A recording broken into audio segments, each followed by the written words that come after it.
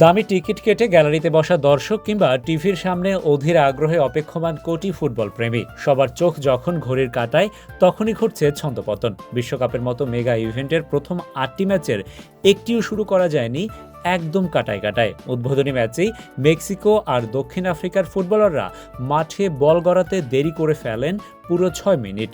কাতার Switzerland ম্যাচটিও বিলম্ব হয় ৫ minute. এমনকি অস্ট্রেলিয়া ও তুরস্কের মধ্যকার ম্যাচটিতেও ঘড়ির কাঁটা পেরিয়েছে ৪০ সেকেন্ড।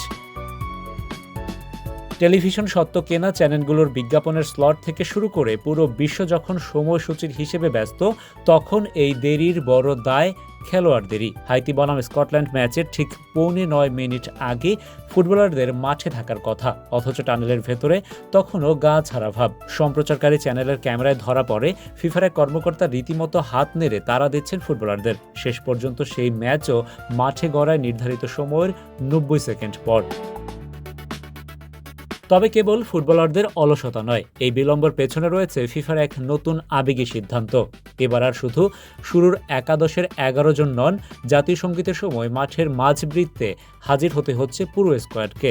দুই পাশে উন্মোচন করা হচ্ছে দুই দেশের বিশাল আকৃতির পতাকা। ফিফার লক্ষ্য খেলোয়াড়দের মধ্যে ঐক্য আর দেশের প্রতি গর্ব ছড়িয়ে দেয়া। তবে মাঠের ভেতরের এই বিশাল আনুষ্ঠানিকতা সামলাতেই হিমশিম খাচ্ছেন আয়োজকেরা। ফুটবল বোদ্ধাদের প্রশ্ন, আইডিয়া দারুণ হলেও এর পেছনে ঠিক কতটা সময় ব্যয় হবে সেই অঙ্কটা কি মেলাতে পেরেছিল ফিফা?